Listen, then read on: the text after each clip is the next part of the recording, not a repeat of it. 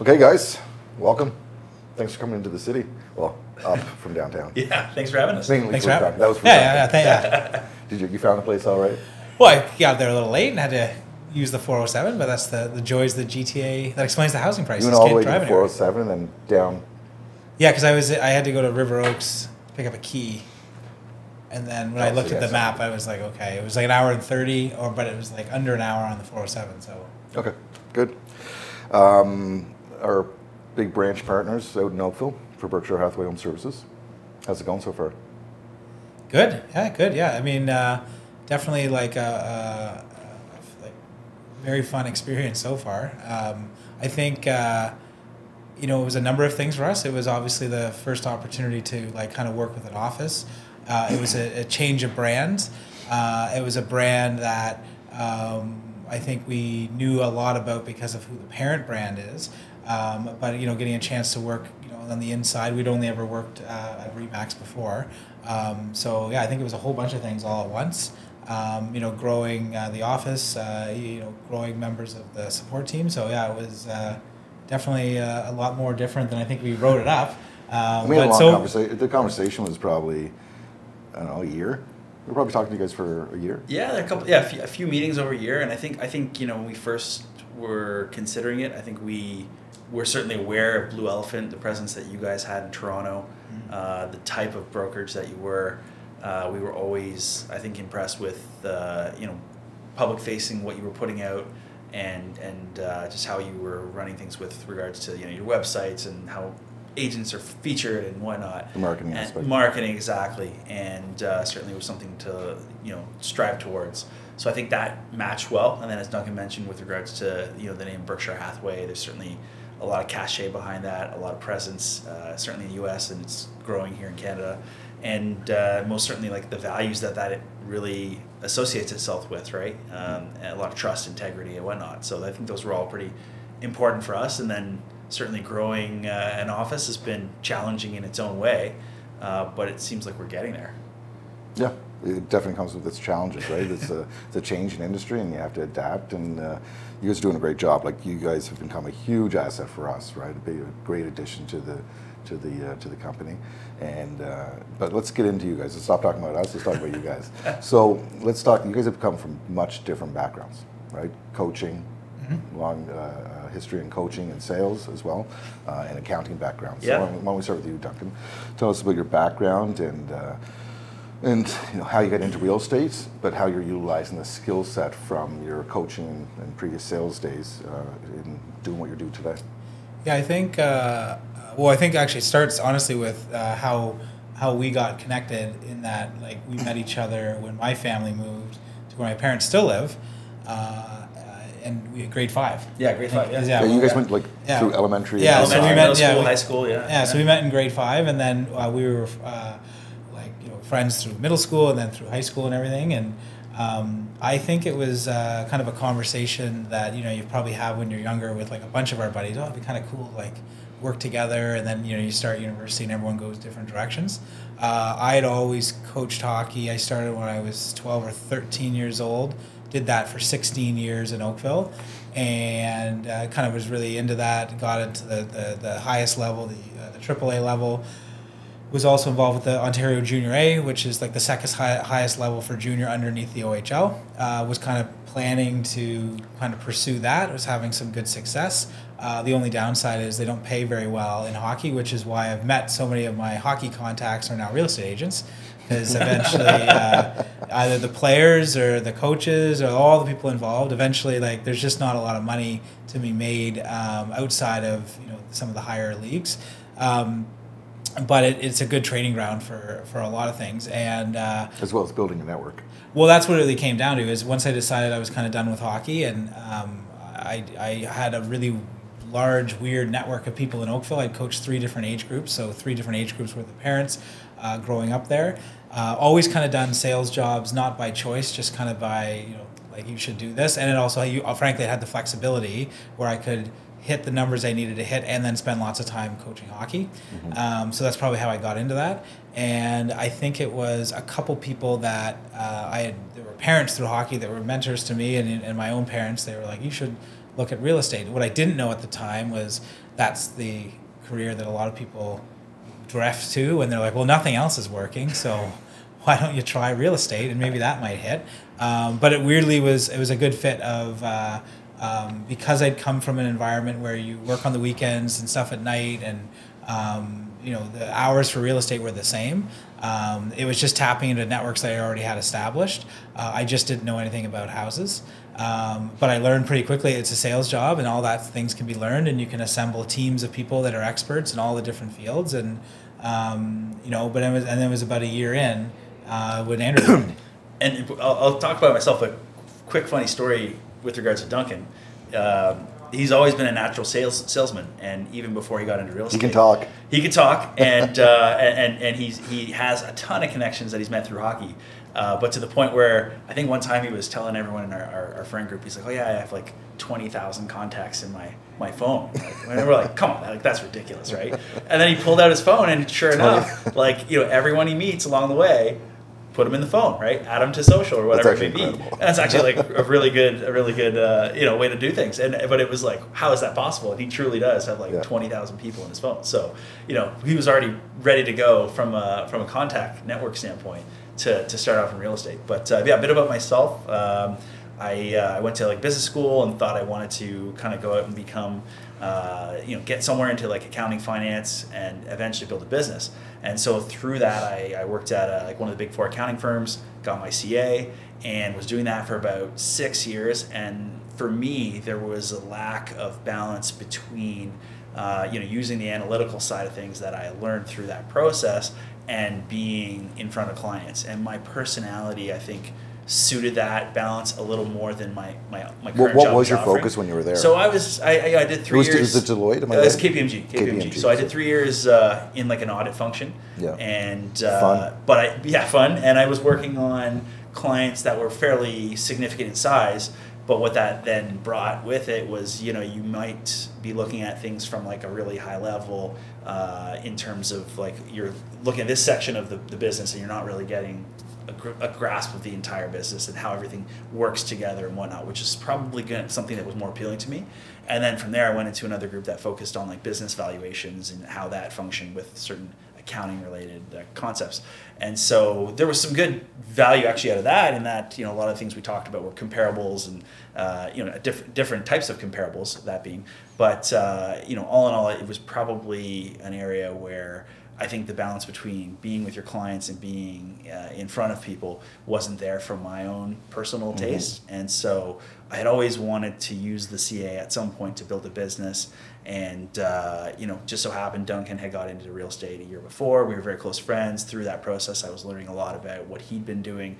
And there seemed to be a lot of logical fit there, just with that, the business and accounting background would be credible with potentially new clients. There'd be an opportunity from a network standpoint. There's a lot of credibility. Yeah, right? Exactly. It's an easier step or leap. Because it's not your standard realtor. 100%. And I think I certainly get on well with my clients, of course, and have a good rapport with them all. But I certainly, from a sales standpoint, lack some of the traditional sales experience that Duncan had. So that was a good thing for us each to have a bit of balance with our experience. And so I joined Duncan about a year on that he was in, and it just made a lot of sense, and we haven't looked back. And right at Remax right from the beginning. Yeah, and how we ended up there was because it was before Andrew, and so growing up in Oakville, there's lots of big real estate agents and everything.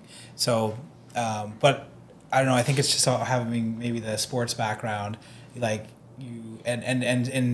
can obviously speak to hockey very well for this, but just because an organization's at a particular level does not mean it's run very well. And there is something to be said for the amount of talent that a brokerage can handle. And so what I did is I did I just wrote down every real estate agent I could think of, and it was not that I knew how they perform, but I based it on, do I see their signs, their bus ads, all the things that you kind of think of. And this is 2013, so social media isn't what it is now, and there wasn't as many options back then. And then so I wrote them all down, and I looked at the brokerages that they were on. Then I realized I learned through the real estate courses that everyone has to be part of a brokerage. So I figured out which brokerages all these people sat at, and there was one Remax About Town that really like stepped out in Oakville, and then I think I talked to 10 different brokerages when I interviewed because I wanted to learn, like, you know, what is it they're looking for and everything else. And I think it was the first two I realized that I thought I was being interviewed, but I didn't realize they were big, you know, 2 minutes in, they're like, "You're amazing. You'll be so good at this." And I was like, "How?" And then I was like, "Oh, no, they so need me to join." The brokerage world. Yeah. So then I started to learn more about how the brokerage model went. I was like, "Oh, got it. Okay, I'm just like a body, and anyone can get hired." So ironically enough, I left Remax About Town to the very end, and then by that point I'd done 9, so I was pretty confident of like, okay, how this is going to go. And what I found out after the fact is at the time they didn't hire new agents. So I think I went in there and I was pretty confident with like the network I had in Oakville. And I know I fit into a bit of a weird category because I was younger, but I had this weird giant network of people that owned homes in Oakville. 20,000 to be exact. Yeah, and so I had this, and I also came into the meeting a little, I wouldn't say like overconfident, but I kind of thought that like, you know, I was going to be interviewing them, because that had been my experience. And early on, the manager, Doug, who was, you know, a mentor to us over the years there, it was different. And I was like, oh, so I found out after the fact, I was the first new agent they'd hired in a long time, to the point where people were upset with the broker owner about that. And then obviously we, you know, relatively quickly, you know, my first year was, you know, okay. And then Andrew joined and everything was fine from there. But I remember when, I think it was the first day, it was like maybe like 11:30 in the morning. And I remember we were sitting in one of the boardrooms there, and Andrew's like, "So what do we do?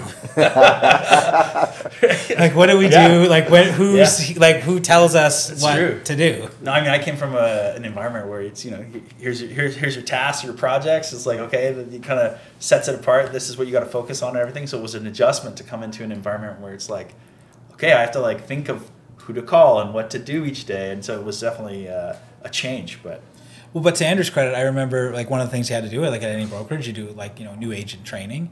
And, you know, this was really early days of like the explosion, like now, where everyone works everywhere. Like I remember like, you know, we ended up selling this house a couple of years later, but we had a friend's parents' house in Caledon. And our brokerage was like, no, you don't work that area. You find an agent, a local expert, they'll refer it.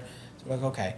So, but I remember Andrew did the training, and that's very true for Oakville. Like it's very closed, right? It was, yeah. You put a 416 number up on a sign or a brand they don't recognize, and you get phone calls. It's like, who are you? And so I think, I mean, it's definitely changed now, but I just remember Andrew doing the course on, or the class on comping houses, and this is one of the things that I know I wanted to work with Andrew for because of his like analytical background, and he was like very opposed to how they were explaining it, where basically you just arbitrarily pick a couple houses and you're like, I am the expert and these are the comps, period, full stop, with very little data looked at. And I remember you were like, this is the job. Like they didn't look at anything. They just picked a house that looked similar and said, okay, that's what it's worth.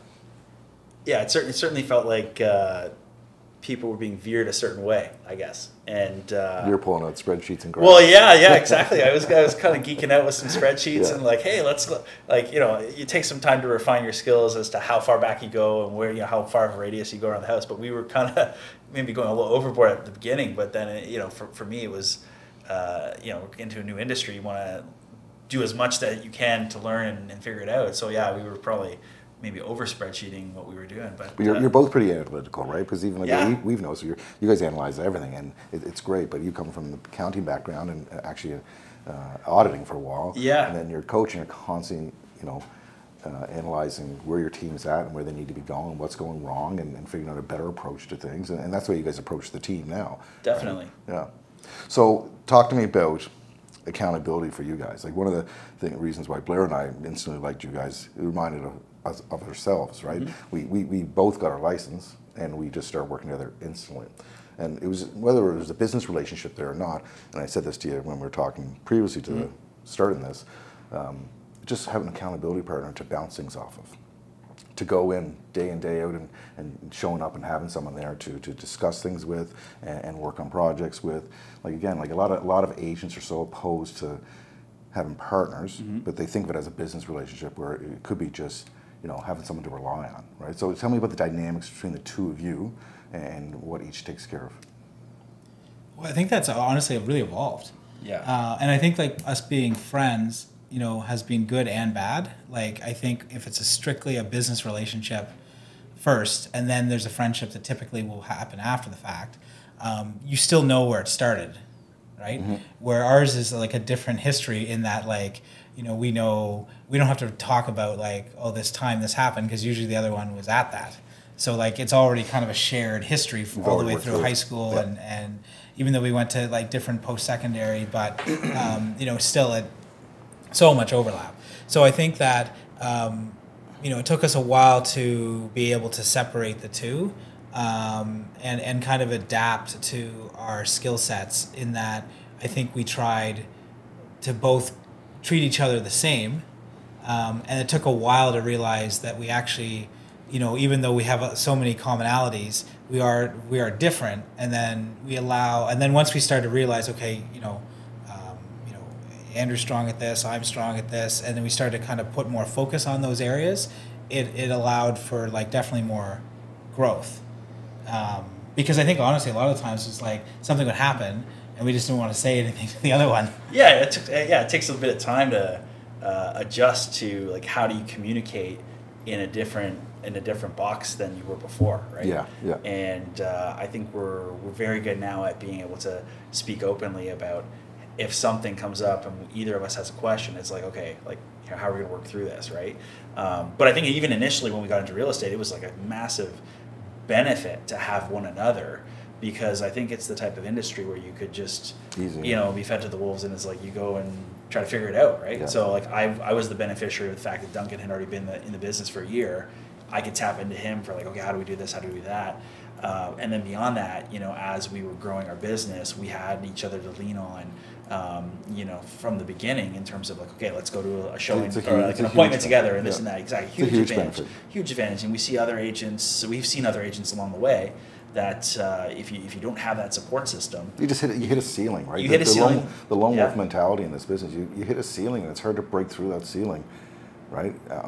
By yourself. There's only so much time in the day, exactly, for one, and there's only so much capacity in your brain to think of certain situations that you may or may not have been through already, and so to bounce ideas off each other is great. And then certainly from the standpoint of like trying to run an office and grow that now, there's obviously different elements that come into that too, that I think having the history that we do, it's a benefit for us. Yeah, I can see both ways too, because Blair and I were different in the sense that we met each other because of business, right? And we're business partners first, and then became good friends, right? So different dynamics, but it's interesting. Well, I think like even early on, I remember like because eventually you're going to have some sort of conflict if you're working with someone like every day, but then it would be like, but we're going to the same thing that night, so he can't be too upset.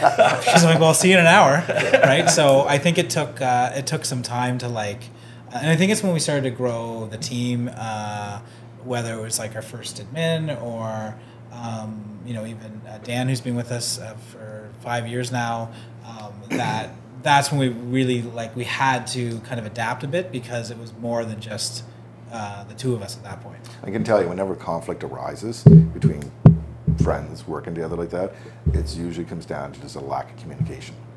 Right? Oh, absolutely. Right? Yeah. Just not communicating what you're really thinking or feeling. Yeah. And because you're being protective of that relationship, right? And it ends up backfiring on you. So. Yeah, I think neither of us would ever want to risk our friendship and the history that we have. But the challenge is you have to have some difficult conversations sometimes that we have to be direct too, right? Yeah. Blair and I have only been in a few fights, but one of them was the Dandy, where we almost got kicked out of our bar. But I'll tell you that one offline.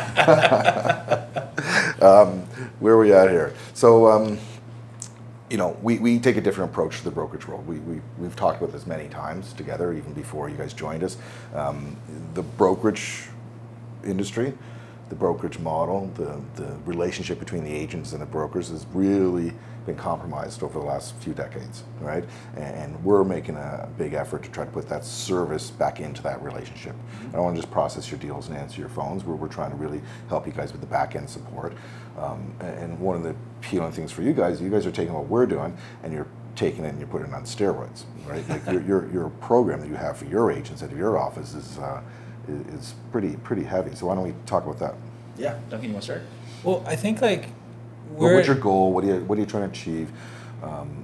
What do you want to take care of, and what do you want the agents focusing on? Yeah, I think like the weird thing is like I know Andrew and I both enjoy like history, but like when new industry, you learn a lot about real estate, and then eventually you get to like, well, how did it used to be, and how did this even start, and how all those sort of things, and then when you realize like things come full circle, and then I think you have an industry that typically has been a bit of a lagger with a lot of things, so it's evolved slowly, but I think like we felt that there was a real gap that had formed where brokerages used to be, and forget the split talk because you can talk about that all day, but effectively brokerages used to be a place you had to go every day, and if you had 20 agents, you had 20 desks, and that's how many agents you had. You had a broker record, and you had obviously some admin staff, and everyone was there every day, and they talk about listings, and the early days of the multiple listing service, and basically everything kind of stayed the same for a while until the internet came in,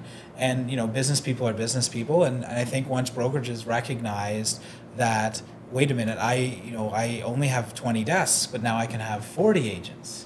60 agents and 80 agents, like the model is going to change because I can charge a desk fee, or I can charge depending on how they want to do it, but the reality is like you created a scenario where you don't need people to come to a location every day because now the information is available to them anywhere, and then all the brokerages kind of I think it all exploded from there, and then I think that that COVID moment that obviously had a lot of effect, but I remember being on a call with the family at the time that owned Remax Integra, that obviously had built quite something spectacular off of that, and it was, I remember leaving that call and talking to Andrew afterwards, going like, what exactly are we getting? Because I think you knew that with most of the bigger brands, you get an unbelievable brand. And I think like we were we're always happy to work with Remax, because ultimately you tell someone you work at Remax, they're like, oh, you sell real estate, and the reputation of Remax agents is good, perfect. That's what you're paying for. But then you realize like that's all you're paying for. Sure, you have access to a bunch of programs that don't really work that well, that are clunky, that are typically super Americanized, so they don't even really apply up here. But you don't need to worry about that anyways. You're there because that's where you need to be, and that's where you have to have a license. What really intrigued us is, and I think it's just the ecosystem of Oakville, was these like mega teams. So like every area, anywhere that has organized real estate, there's always going to be one or two big players. The community that we grew up in, there's more because there's just a more higher end product, so it can support more groups of bigger teams.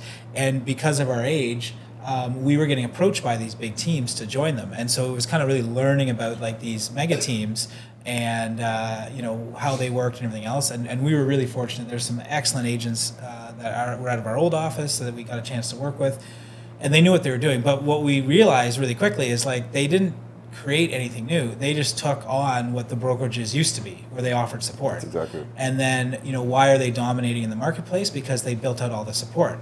And that lets their agents focus on just selling. So once we realized that we didn't want to be working under someone else's name and having all of our marketing dollars go towards promoting a team leader, we realized pretty quickly that we're like, well, we have to build it ourselves. I think that's how it started. Yeah, and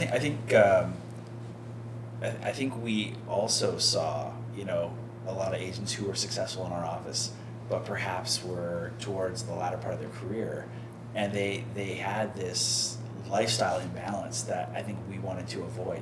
So we saw the success of these larger teams and the support they had, and then we saw some of these other agents who might have been highly successful, but they were stressed out of their mind, like running around, like, who knows if they had any downtime with their family and all this stuff. Yeah. We're kind of like, okay, we want to have that level of success, but we think there's a smarter way.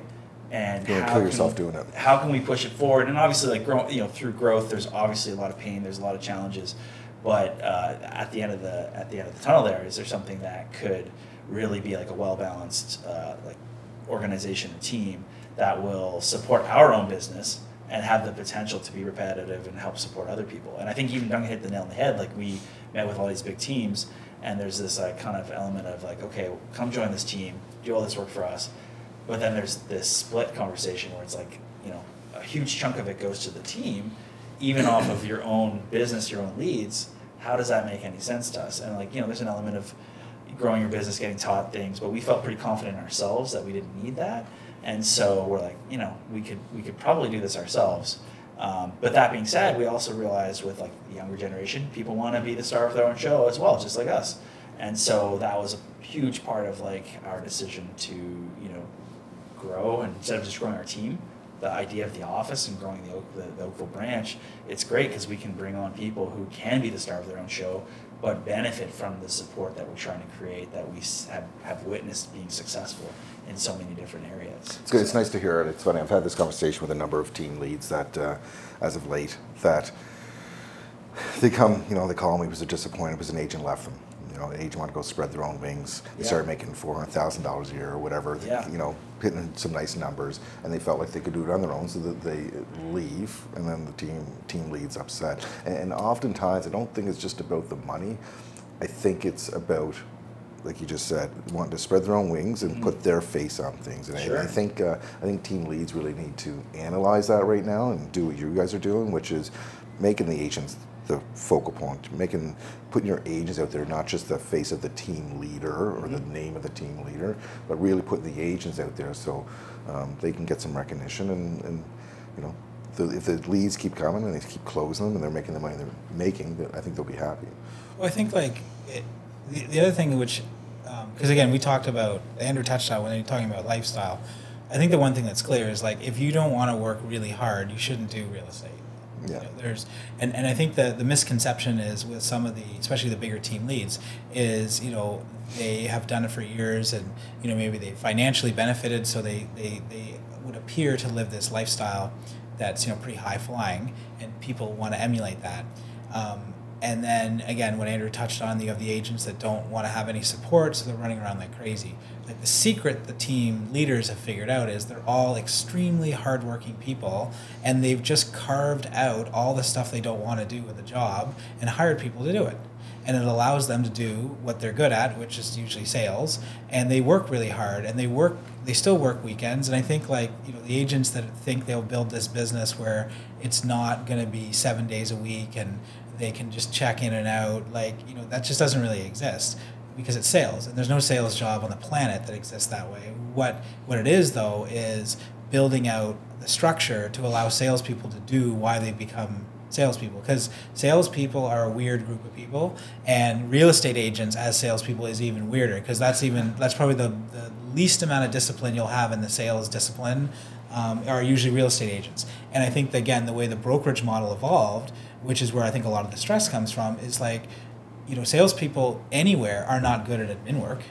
Any sales organization, they're all set up the exact same way for a reason, except for real estate, which tells their salespeople, oh, you're also your COO, you're also your CFO, and they say, it's a big honor. I think even some of the big real estate coaches, one in particular, I think he does a video where he's taking different hats on and off.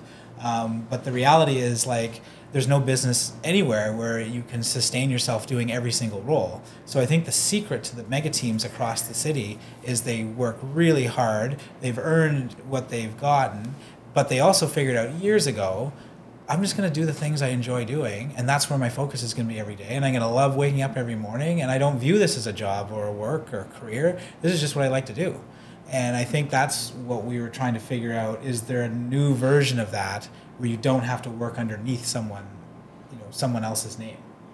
So define that for me. What based on your service offering, what you're trying to provide for the agents, what is it you expect of them? What do you define that for me? What do you want them focused on? Prospect, writing deals. Writing deals, shaking hands, signing contracts. Yeah.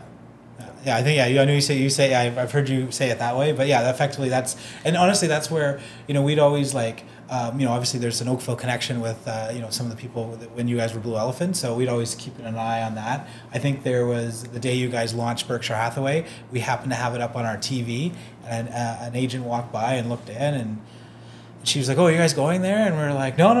We know, we know, the guys there." And actually, she knew one of the families that's involved because she'd actually helped them move. Like I said, it was kind of all happening around the same time. And the one thing that we couldn't figure out, which is where you guys had it with Blue Elephant, and I know obviously took it further with Berkshire, was from a tech standpoint and like the digital side. And that's where we felt like, okay, this is, there's a good mix here of like, scalable digital offerings to agents. And then, then it left us with finding the people that are good at executing that. And then again, it gets back to the agents, just prospect and, work on deals. Mm-hmm. Mm-hmm. I think it's very easy for agents to get in their own way. Like when you're working on your business, it's very easy to distract yourself with non-client facing Yep. Activities. For sure, and overthinking it, and and it's funny, like we spoke to, instead of just getting out there, right? Getting out there, and you spoke to accountability before, but like I know Duncan and myself and with our team, like we have accountability daily calls about like, hey, what's the plan for today? Like who are we, each reaching out to? What's how are you gonna find some new business? But I think a lot of people will put a lot of focus on like these non-client facing activities like your marketing or your admin stuff, or how can I organize myself, and it just kind of pushes off like lowest hanging fruit is the thing you need to focus on. Yeah. Who's in your network? Call those people, go meet them for coffee, like get in front of them. Yeah, I pull a lot of agents, like when we're putting a recruiting list together, like use social media a lot because you're seeing who's doing what on social media. There's some great agents that are really doing well on social media, and they have a business behind that. Yeah. But there's a lot of people that are just standing in front of the camera all day, right? Yeah. As opposed to prospecting. When you pull their numbers and you see like they're spending most of the time in front of the camera, doesn't correlate. As opposed to shaking hands and signing contracts. Yeah. Well, even like, and it's funny because I think like simultaneously we both designed like a social program, back when we were at Remax, and I know what you guys had at Blue Elephant, and then obviously when you launched with Berkshire, but that was you that told me that you were stealing our brochures and everything? Oh yeah, we would download the brochures, and I think we copied one of your websites at one point. We did that, but we did this bit of an exercise where we like top 100 agents. And again, we didn't have the access as a brokerage would, but we were able to kind of cobble like all the companies that give awards. Like you can figure out pretty quickly. So we looked at top 100 on social, and then top 100 like GCI, and there wasn't a single person on either list. Yeah. And then that was like, so what? Lauren, who's with us, she's our operations person now, but back then she was our assistant. And I think what I gave her, which obviously shows my lack of knowledge of social media, I was like, okay, here's what we want. I want to have multiple posts a week, plus all of our listed and solds. And I don't want to have to post it, so figure out some way that you can auto-post it through some platform. And build us the whole year, and this is probably like a Monday or Tuesday, and have it ready by Friday. So I think like 3 or 4... Build out content for the whole year? Yeah. All the comments. This is like the meeting that we had last week with, I think it was Lauren saying when Duncan gives them the pie in the sky requests. Yeah. So I think 3.5 weeks later, when she reemerged, she had finished it and figured out a way for us to do just that. And I think that's one of our, like in our recruiting meetings with new agents, because sometimes people are like, oh, we like the social and everything else. And it's like, we haven't posted anything in like 2.5, 3 years now. Anything that's out there is kept up to date by, by someone else. And, like I said, we can, we approve it, we know what's going to be out there, all that kind of stuff. But is that a good use of an agent's time, or is a better use meeting a client, a friend, a new connection for a coffee, and having an engaging 45-minute conversation? Like where will you build a relationship? Through speaking through your phone and like getting a like or a direct message maybe at best, or spending 45 minutes quality time with someone, because like ultimately like your home is a pretty personal thing. So what is the quicker path that you're going to build trust with someone? I think that's kind of how it started. That's definitely how it started. And now, in touching on social, though, I do think there are some elements of it that are almost becoming like a requirement now. Like it's almost like for sure. It's becoming your CV in a sense. Yeah. And so, as much as we previously haven't been ones to get on camera, and we didn't we manage our own social very sporadically before. We definitely see the importance of it, but certainly it's something that we don't focus on ourselves as like the ones who create it and whatnot. But you know what, the one thing though, and I learned this from my days coaching hockey. I didn't play a high level myself, and I was very criticized because I was coaching against, like, they were dads, but the guys that played in the NHL. I'm not going to name them on here because they might see it, but there were a number of people that you would know and had significant NHL careers, and people would look at me and look at them, and they were like, that guy has all the experience and everything else. And I remember my dad taught me that you can find people with better experience. So I know, like, my team would use, we used a skating coach that works with NHL players, has an unbelievable track record. And, over the years, like, our team became the best team, like, in the province, and every kid could skate. Like, to the point where people were coming to us asking, well, how are you doing that? So I think with social media, and that's how we built it out, like with our marketing program, with all due respect to any realtor out there that has all these creative ideas, we can find someone better. Now, they might not be able to ever sell a house, and they know nothing about sales, but we can guarantee we'll find a better social media person to run our sales team, so our sales team can focus on sales. And, ultimately, are you a realtor and a social media person, or are you a realtor first, and that's where your 100% of your focus is, and then you're partnered with someone who's 100% of their focus is learning all about Instagram, TikTok, and anything else that comes down the pipe, and then coming up with creative ideas and ways to present that. And that's where we feel like the advantage is, because ultimately everyone has the same 24 hours. So if you're dictating 2, 3, 4 hours a day to social media, and our agents are spending those same times working on prospecting, building proper relationships with people, they might lose the race in a year, but in 3, 4, 5 years, I guarantee our person's way out in front, and that other person's still trying to figure out what their business is missing. Mm-hmm.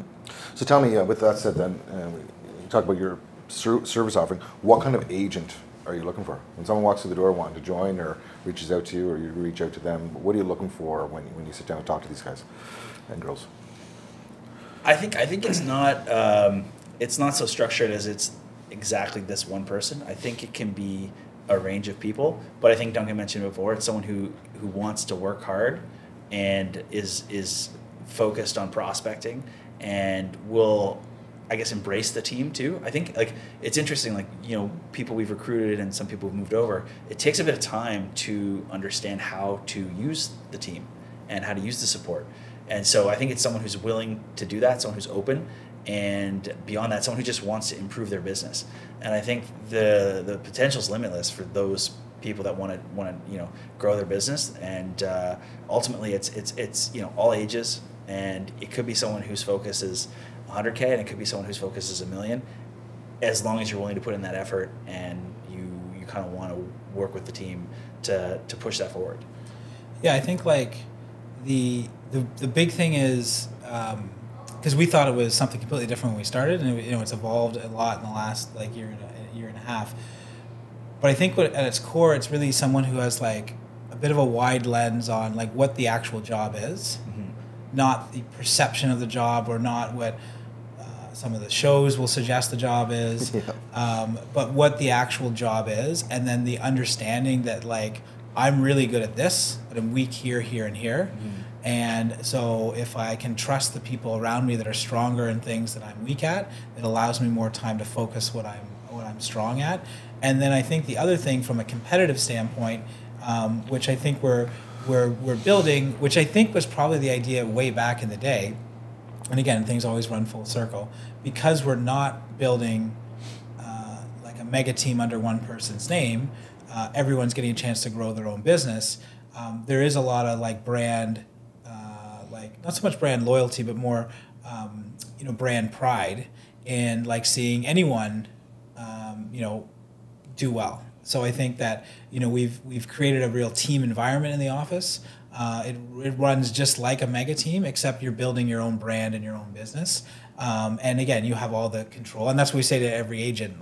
You serve two roles. You're your own CEO, so you set the vision for your goals and what you want to accomplish and your long view on how you want your business to be in 5-10 years. And then you're your best salesperson. So then go and sell. And then, we've built out the other pieces that will support the business along the way. So if the person understands that, then we're in good shape. And when someone says like, I like doing paperwork, or I don't mind being up at 2:00 in the morning on Canva doing a just listed post, we know that person might not be the right fit because they don't want to give up the control. And until they get to the point of something has to happen, maybe a life change, whatever it is where they realize like I can't do it by myself, because again there isn't an they just agent. hit a ceiling, like we said a few minutes ago, right? They just hit a ceiling and they plateau and they wonder why they're stuck at 150,000 in GCI a year and how they're going to break through that ceiling, right? I think another thing that has become very apparent too through this process of growing the office is the agents have become very collaborative as well. Yeah, it's so good. So it feels like we have a really and it's very much a lone wolf industry, right? It is, and it feels like we have like a really inclusive group that everyone wants to share their stories with one another. Everyone wants to help each other out. Everyone wants to see success in each other. We have a very positive office too, right? Like your support team, they're all great. You've done a great job building this team, and everybody's so friendly. But when people are in that office, everybody's smiling, everybody's working together. Like I've never seen anybody sitting alone in your office. They're always in groups, and whether it be in the boardroom or in the meeting room, and yeah. Well, I think like again, I'd had a background in this. I know some of the stuff. Like obviously, when talking with Andrew, I'm sure there was times where he was like, "Okay, I think that's a little weird, but all right." But again, I had spent so much of my younger life learning about putting teams together. And again, the weird thing in Oakville. The parents of these kids, a lot of them were very successful in lots of different disciplines. So it was like a really weird exposure to some very, very successful people that knew a lot about putting teams together and building, winning teams. And again, Oakville's a very competitive community. People with money, they want to win, they want their kids to win. So, it's a different dynamic than other communities across the GTA. And I think that was like, one of the things that we've learned, which I maybe even threw you guys for a loop, is like, you let people be who they are, and they might be the weirdest personality, and we've got a couple of them that fit into that category. But they're also I know what you're referencing right now. But they're also like surprisingly good at their job, to the point where you're like kind of confused by it, because it's like that's what I honestly, the big thing my takeaway from sport was that like there's not a perfect athlete and everything else, but there's certain tendencies that you look for, and if they've got that, they might have this personality, they might have that personality, but it doesn't matter. That person you'd want on your team, and you can win with that person. But how they're packaged might not fit, a typical, traditional setting. I would say. Yeah, I hear you. So the new generation of agents, right? It's very easy for 3 old guys to sit around and complain about the next generation, because that's what every generation does, complains about the next one and the one after that. But there's a lot of positives coming out with this next generation as well. So what are you seeing in the new agents, and how do we as leaders work with this generation? I'd say what's really interesting about a lot of the new agents is I think they're hungry. I think they want to make a name for themselves. I think when we were talking earlier too about everyone wants to be the star of their own show, I think we're seeing that a lot through social. Mm-hmm. So there are some people who are creating a presence online and becoming kind of, not I want to say an influencer, but they're using those tools to get their message out there, get their name out there. And I think there's something to learn from that, in that, you do need to be well-rounded. Now, ultimately, I think, our mentality of like focus on the lowest hanging fruit, focus on your network, I think that's still really important, and I think that's always going to be the focus of our business. But you certainly have to factor in, well, can we market the house in every way possible? And I think even through COVID, that was a way of our eyes being opened up to, okay, everything has to be digital. We don't print things anymore. We do everything via QR codes and websites and video and Matterport and everything like that. And I think that's all the new agents know too, right? And I think that will be how in the future things are pushed. And I think ultimately too, like, an agent that we've known for a little while that met with us, one of his lines was, I'm the age or I'm the type of person who's going to be buying your house. That's why you should list with me. And it's the same type of concept in that the new generation, they're going to communicate in a different way. Yep. And it's something that we have to adjust to. And it doesn't mean you're going to communicate like that with every client. No. Because there's clients of all age categories who some clients might still need a fax machine because they don't have a computer or whatever it may be, even though, we don't fax or anything like that. It's one of my biggest pet peeves when someone asks me what our fax number is. Right, because we don't really use it. But it speaks to there are people of all ages and all categories who are all skill sets, and so I think the younger generation certainly has opened up everyone's eyes to the fact that there are some new ways of doing things that are going to be important as we go into the future, and who knows what the new technologies will be coming out in the next couple of years anyway. I'm saying we have some big agents that just refuse to adopt to the social media aspect of things.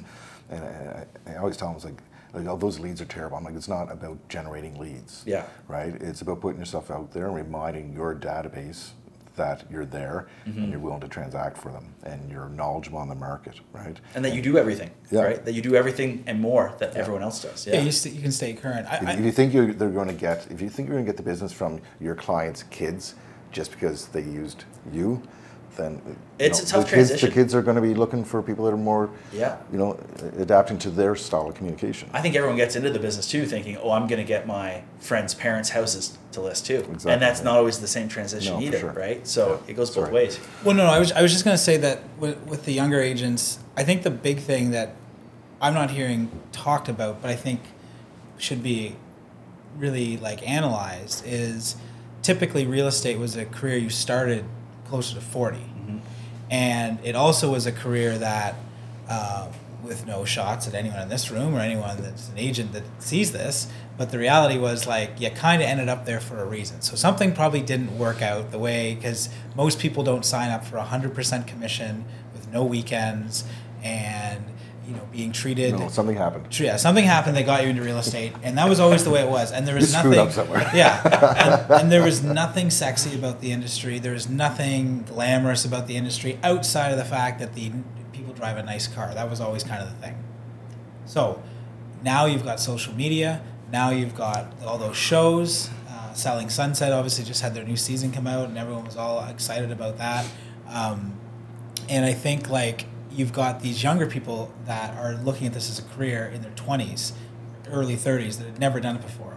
And I think when you look at other industries, like the tech as an example, why is tech always being this explosive industry? Well, because it's filled with young people that are that all the technology is native to them, they understand it, they have really good ideas. So that type of person never really worked in real estate before.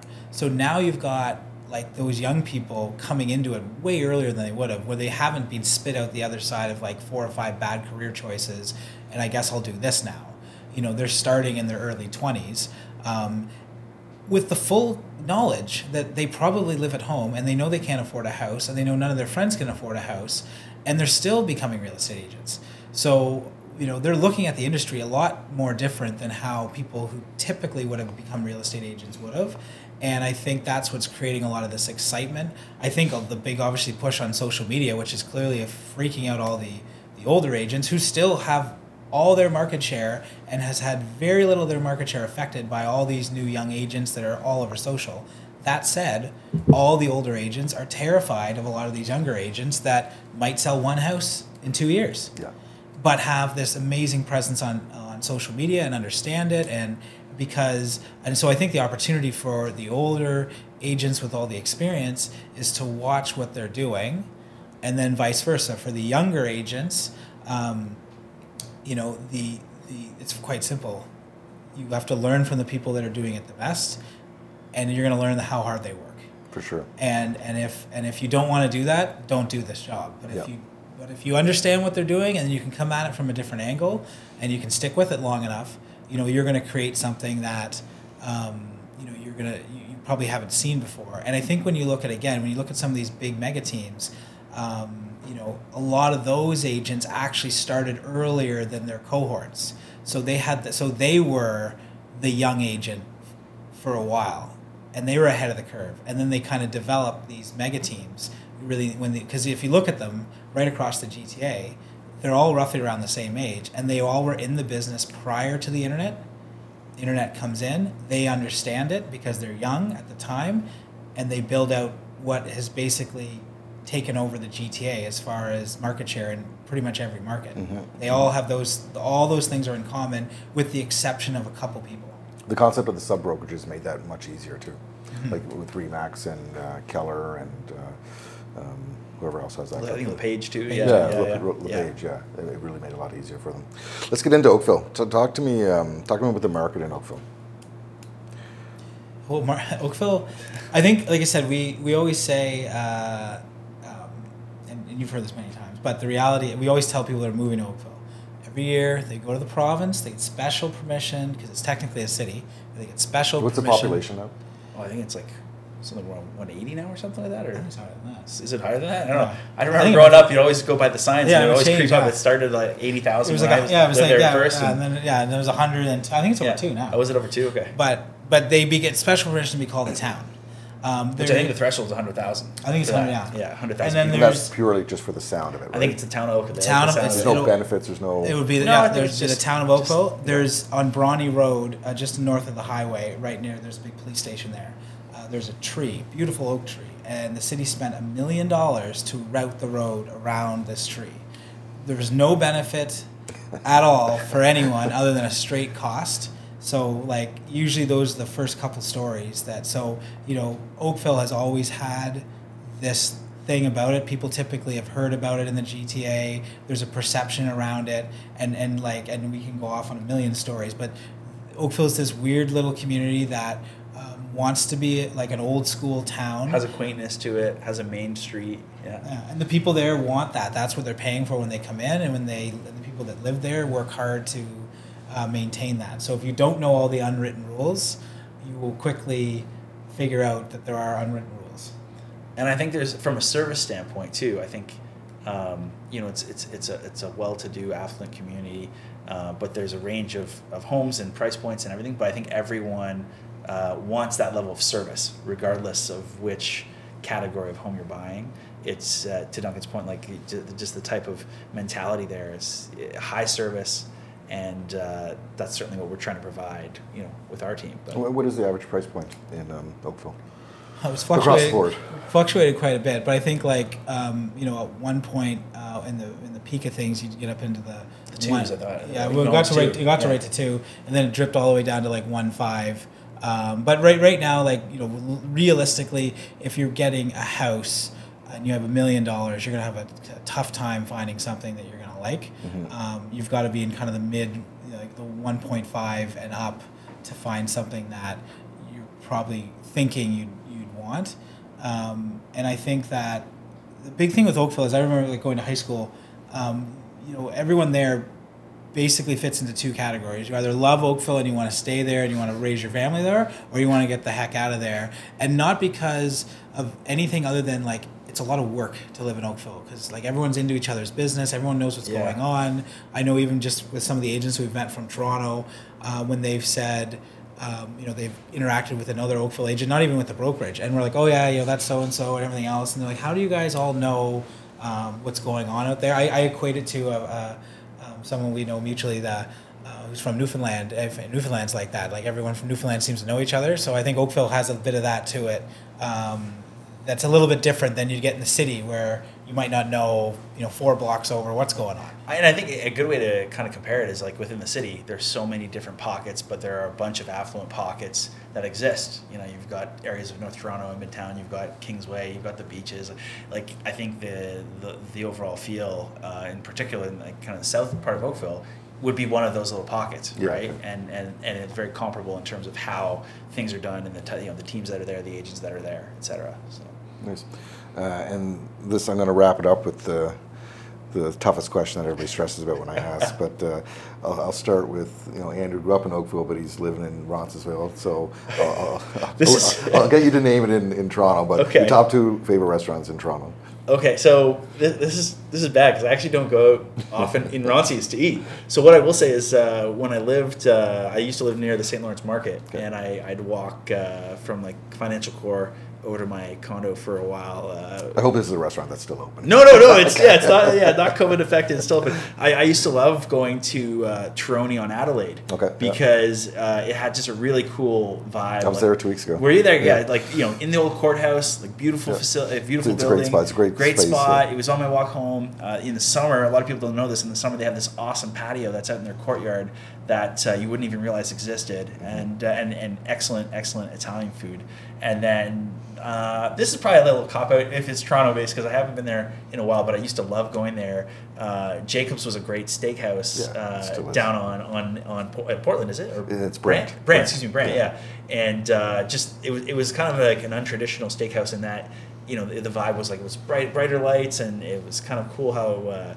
You walk downstairs to go upstairs and everything, and it just was like a high level service. The piano guy. The piano guy, yeah, and like the big chamber of meat or whatever, the big glass display of meat. It's just like a cool high service spot, and I love Jacob. Used to enjoy going there, but it's been a little while since I've been. My wife and I love it. What about you? We'll switch over to Oakville though for you. I'm a fan of a number of the places in Oakville. I know. Well, there's one honorable mention to because he's now sold the restaurant. George, who owned at one point he had 4 restaurants in Oakville. He had Brew, Seasons, Maluka, and Corks.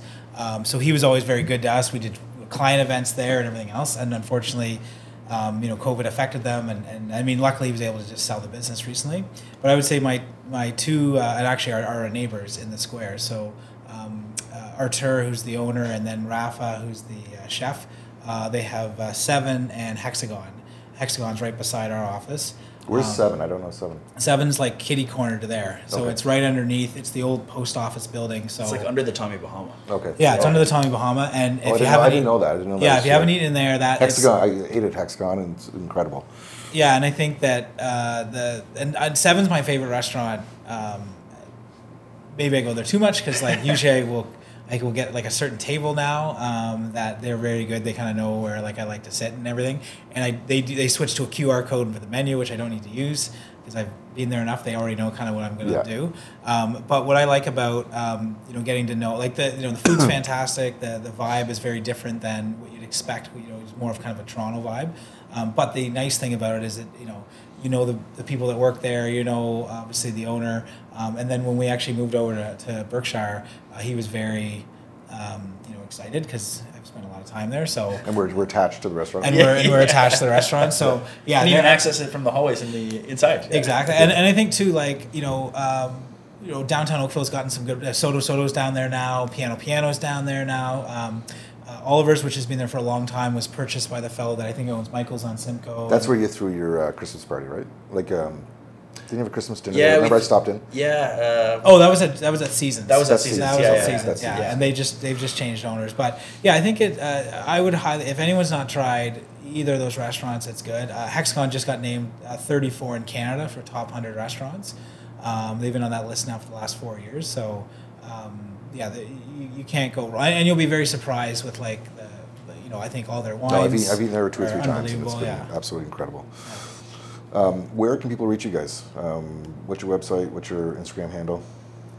Well, HarveyMcCreery.com still is our. We've had that for a long time, and then I think mine is just Duncan _Harvey, and mine's Andrew.McCreery, and those are our Instagrams. Instagram, and I think all those other things, and like we talked about earlier, you'll get us, and you'll get our support team that also monitors our messages. So if we don't get back right away, somebody's on. They will remind us to do that. Yeah. Well, guys, you built a great team. You're a huge asset to us. Really appreciate your time today, and thanks. This has been great. Definitely. Yeah, thanks for having us. It was a lot of fun. Thank you. Enjoy the weekend. Yeah.